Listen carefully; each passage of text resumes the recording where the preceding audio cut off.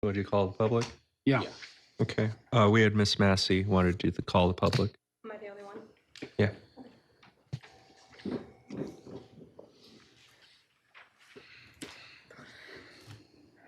So I'm going to take this time. I know you guys need to go into e-session, so out of respect for that. The item that I had requested to speak on earlier was during the consent agenda, item number 6, as it pertains to the contract of employment for the city attorney. So I'm going to start this off with, in the contractual agreement with Mr. Robert Wingo, there is a stipulation that says he can renegotiate his pay rate for an exceptional job. Cambridge University defines exceptional as something that is much greater than usual, especially in skill, intelligence, quality, et cetera, i.e. what is not expected of somebody in a role. And I have concerns with allocating more funds to him specifically for a few different reasons. Point number 1 is, according to an article that was published in the Surprise Independent just shy of 12 months ago by Jason Stone, the city attorney is the second highest paid individual in the entirety of the City of Surprise employees. And at that time, he was listed at making about $266,000 annually. Where this becomes important is he is 11th overall in the entire state, and he actually only makes $10,000.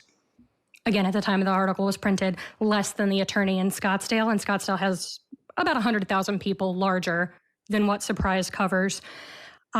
Recent months have uncovered numerous violations or alleged violations and in blatant disregard, I would say, for not only the Arizona revised statutes, the state bar rules of professional conduct, but also the Arizona state constitution and the Bill of Rights at the federal level.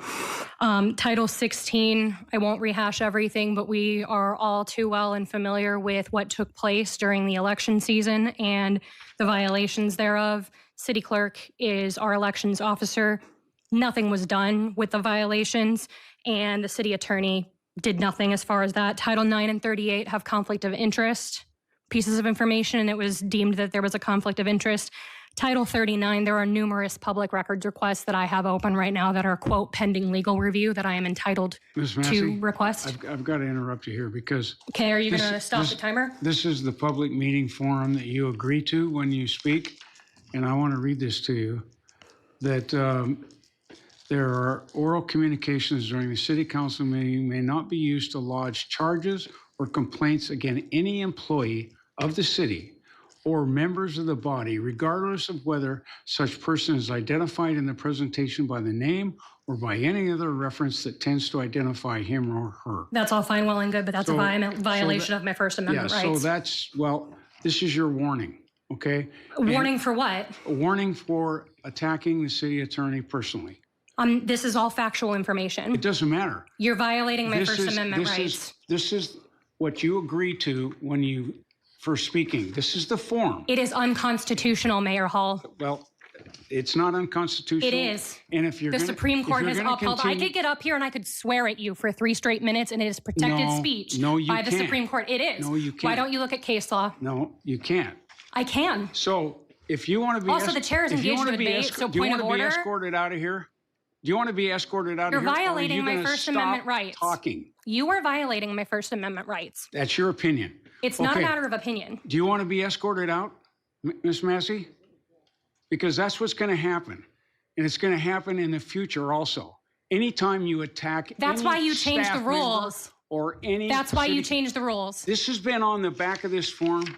I understand, Mayor Hall, but that is completely unconstitutional. No, it's You're not. also engaging in debate, and so you should actually be yielding the floor to somebody else managing. Chief, could you have somebody come down here and escort Ms. Massey out of Really, this is that necessary? chamber? Yes, I think it is. In front of my 10-year-old daughter, you're going to escort me out for expressing my First Amendment rights. She can go with you. I'm not leaving. Well. Need you to step out with me. I'm expressing my first. Do not touch me. Do not put your hands on me. Can you just step out with me? Do not put your hands on me. Come on out. Do not put your hands on me. Come out with me now before you get arrested. Do you understand? Are you detaining me? Yes. Why am I being detained? Under what charges? Okay, so I have personal property. Hold on. You cannot touch me. yeah, I know. She can go out there. Okay, I'll entertain a motion to go into E-session. Motion to go into E-session? Second. Been moved and seconded. All those in favor say aye. Aye. We're going into E-session.